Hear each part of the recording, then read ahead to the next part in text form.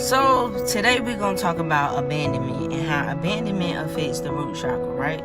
Now the definition of abandon is to cease support or to desert. You know, most of us recognize this as a parent leaving us, parent running out on you.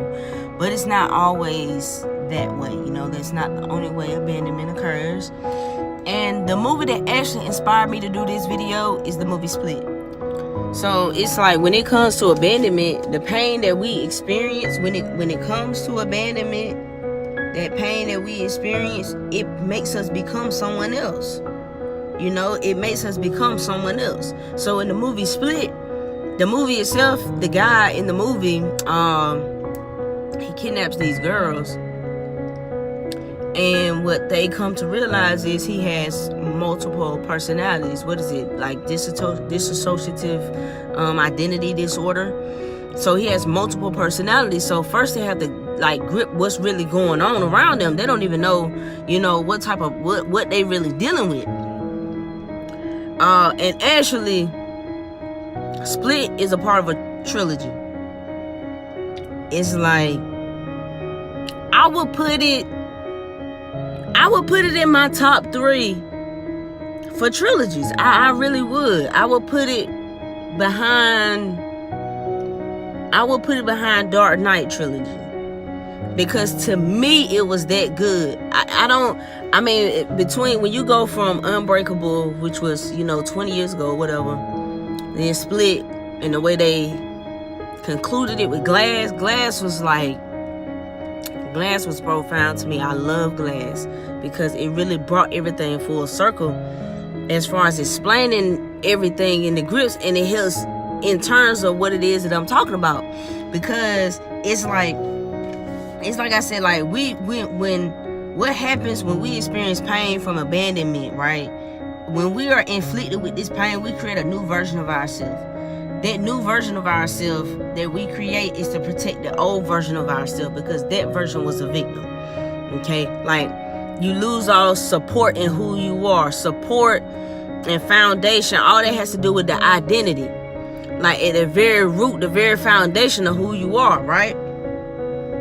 So in the movie itself anyway, between Split and Glass, they talk a lot about psychology, and they go into the dissociative identity disorder and how some of those psychologists linked it to literally being able to have superpowers just because of the way the brain is functioning. Because if you're not aware, when a person has multiple personalities like that, they can actually exhibit those different personalities. Like he had one personality that was a diabetic and needed insulin.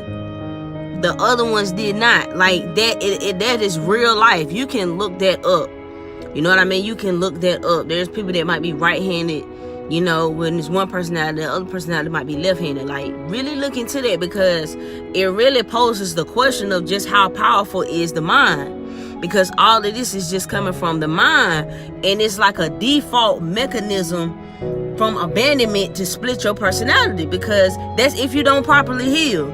Because like I said, now you got to become something else, because that what you was a victim of being abandoned, of losing support. You see what I'm saying? Now, one key thing about all 3 of the movies, because there's a key concept throughout the whole movie. It's very symbolic, right? It all started with a train. Everything had to do with a train. Symbolically, train has to do with your brain, your mind, pathways. Dang, I lost my train of thought. Why do we say that? That's the symbology of a train in reference to the subconscious mind. So, in the first movie, Unbreakable, it was the train that derailed that allowed, what was his name? Dunn, what was the guy from Unbreakable? Anyway, it allowed him to become aware of his ability, that he couldn't be hurt. And it also showed us who Elijah was, and he came to terms with his role and who he was in everything. Now, when you get to Split, The whole time he has them kidnapped, he's showing these different personalities, and everybody's talking about the beast. Everybody refers to the beast. Go back to the beast. The beast is coming. The beast is coming. And on a particular day, well, whenever this day came, he went to that train station because that train was key. He went to that train station and he would turn into the beast and leave from the train station. And then when we see Glass, we realize that Kevin, who is the guy who is, with all the personalities, when he was a little boy, his dad was on that train. And his dad died. And he was left with his mom, who had dissociative identity disorder and other things, and she was like abusive and stuff like that. So that train derailment, it birthed the hero, but it killed Kevin's dad, which later on made the beast, because that was a personality that was created to protect Kevin because he was abused. If you remember, if you look at Split, he let the girl go at the end because he realized she was abused also. And that's why he said, oh, you're pure too. You have a pure heart. Because she was abused. Her uncle abused her. That's why she could connect with him. Because she had a split personality. You see what I'm saying? She had a split personality. That's why she could relate to him. She could understand him because she experienced a similar type of trauma. You see what I'm saying? I think her dad died also. Because it was it always showed her dad, and then all of a sudden it didn't show her dad. Then it was showing her uncle, and it became, obvious that he molested her, and so she had that bond, she made that connection with him, and so, that was the whole thing in that, in the understanding about the train. That's why they talked about psychology. That was what's all about psychology. It was all about the mind. See, these are just symbols. So, when we experience that type of trauma, depending on the level of trauma, depending on the effect of the trauma, how long the trauma persists, depends on how extreme that split can be. Sometimes, we different people. You know what I mean? Who are we today? You know what I mean? We could be in a whole different space, be a whole different person. Why is that? And so abandonment is connected to the root chakra. And that root chakra gives you a sense of belonging. If there is an abandonment issue in a child's life, that experience could cause that child to internalize and as an adult, that wound, still display that wound through fear of intimacy, through rejection, or by abandoning their own, by actually doing the abandoning themselves to avoid someone abandoning them first. Or you ever seen somebody come on really, really strong, and then all of a sudden they just kind of ghost you? That ghosting shit, that's abandonment issues. People just be ghosting people. You don't hear from them. They just up and just disappear. You just thought they was vibing with you and all that, and then all of a sudden they just gone. Damn, where the hell they at? Abandonment issues. It could also look like the inability to be grounded. It could also look like not being able to settle down. Lacking commitment. Not eating well, you know what I'm saying? Because you lack the ability to nourish yourself properly, because you weren't properly nourished maybe in your youth, because you got emotional abandonment as well. And so at the base of your spine, that's where your root chakra sits at. It sits at the base of your spine and your tailbone. So it's connected to the color red, the planet Saturn, and it governs our ability to be grounded on this earth, along with, feeling safe and secure. And a lot of things that impact this center happens from ages 0 to 7. So that also includes being in the womb. So you have to understand, even when you're born, the birthing process is also in itself very traumatic. So you could just through a traumatic birth, could afflict your root chakra. You know what I'm saying? Being pulled or torn away from the safest place, the only place you've known for 9 months, you know, that can have a toll on you energetically. But, you know, there's means to be able to balance and to heal that energy center, because, you know, that energy center is all about embodiment. You know, you're born to, you know, you have a body, but you still must be present in that body. You know, you still have embodiment. Is like being able to fully enter your physical vehicle or body and experience life through it. You have to be able to experience life through it. Now, it's like your fall from heaven. You know what I'm saying? It's the fall from heaven story is pretty much talking about your soul descending down into a physical vessel, confining you now to this physical body. Now, a healthy root chakra, when it's healthy, it brings full expression to your physical existence. So this is why a lot of people relate money problems to the root chakra, because everything about your experience, you want to embody it, right? So your desires have a lot to do with that root chakra too. So this is where, you know, a lot of people make that connection where it pertains to money. So they say if you're struggling with money, work on your root chakra. Because always remember, it's what grounds you to the physical earth. So you gotta remember that the earth is abundant, right? So when you plant a tree, that tree grows, is going to give apples abundantly. You know, maybe they're not gonna fall always all the time, but it's gonna be of abundance. So the earth gives abundantly. So it's an attitude of there's enough, there's always enough, there's more than enough for everybody. That's having a healthy, you know, root chakra. So when we're born, you know, we're little babies, you got to look at a child, you know, little babies especially. You know, they're happy, they're exploring everything in their environment. They're happy, you know, and full in their bodies. It's as we get older that we tend to grow out of that, because we get less out of who we are and more into our environment. You know what I'm saying? We get more into the patterns of the environment that we have to adapt versus the patterns of our body.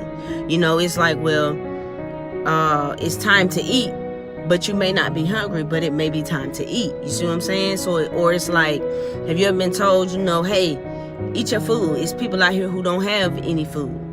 You see what I'm saying? So that's like adapting patterns outside of yourself based on your environment. That's why your tribe and your community plays such a pivotal role in that root chakra, because it's from ages 0 to 7. So you don't really have no control over how you're nurtured in that time, for the most part.